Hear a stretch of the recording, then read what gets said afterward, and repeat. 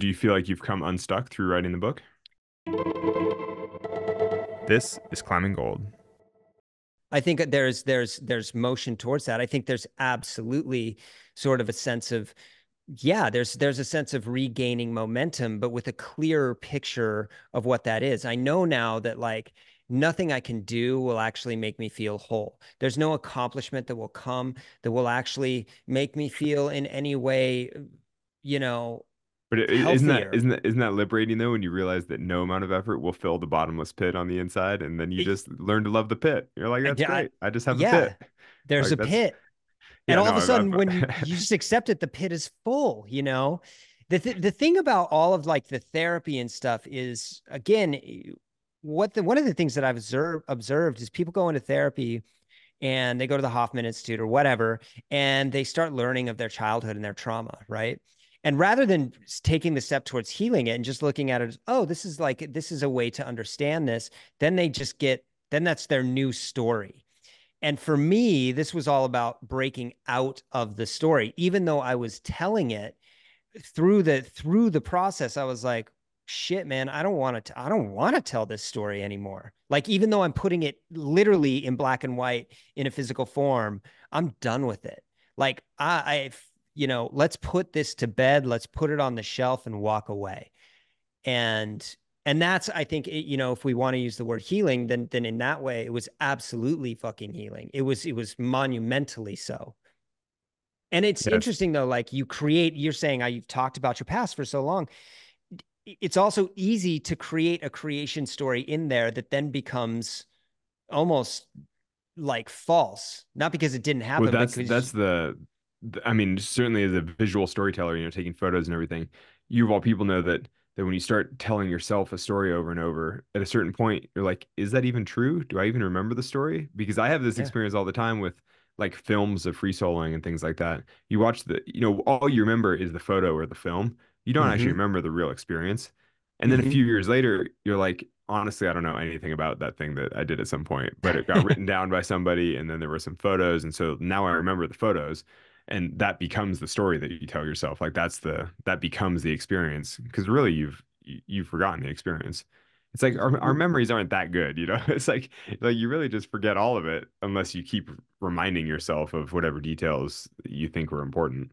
Yeah, memory is 50% flawed, like 50% wrong, basically. So 50% of your memories are just not true or off truth, right? Mhm. And the more we entrench a story around them, the more that becomes our truth.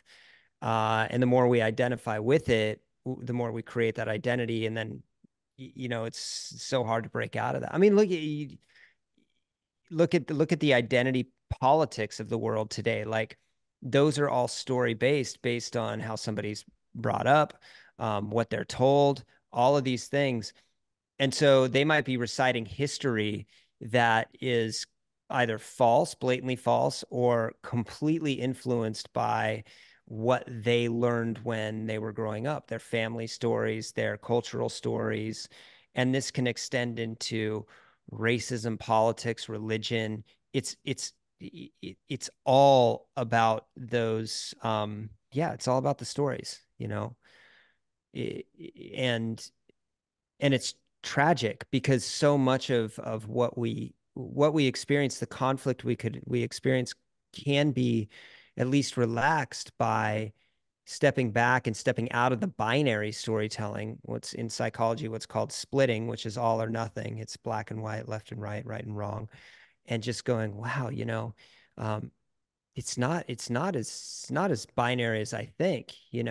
But what's interesting is the brain longs for that thinking because it creates a sense of safety amidst a very chaotic world that we can't make sense of.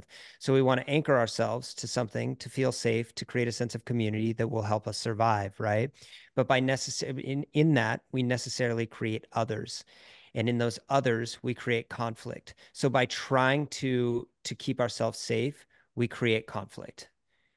And the idea of stepping out of that kind of storytelling and questioning stories, and specifically binary or dualistic storytelling, is not to say that we should live in ambiguity, but rather that we can create more space for many things to be true at once, for different people. And I know that's hard. We've talked about this before, and in some of our going deep in philosophy around a campfire, the subjective versus objective truth. Um, and yet so much of the world actually functions more on subjective truth. Or Does that just make in sense? the, yeah, no, no, or just in the gray area in between things. I mean, the issue of truth aside, it's just that it's all a little gray, like so many things in life are a spectrum where you're just kind of like.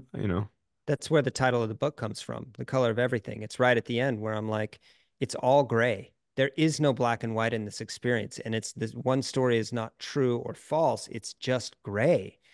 Um, because your experience of it subjectively will be different than mine. That day, we walked up Day Canyon to shoot Conception. Like your memory of that, the shirt you were wearing, we remember it as yellow because we have the photograph, like you said. But outside of that, your subjective memory of that day is going to be very, very different. I remember Yours, nothing about that day. I literally only remember the image that you shot. which you were like, that's going to be dumb. I know that I do remember that part. I remember saying that's going to be stupid. You shouldn't shoot from over there, and then it turned Yeah. out being a giant poster for like 10 years. But that's why you're a photographer, and that's why I'm not. And that's why I'm not a climber because Yeah, you that's couldn't have climbed the crack, but I couldn't have shot the crack, and that's why we were a good team that day.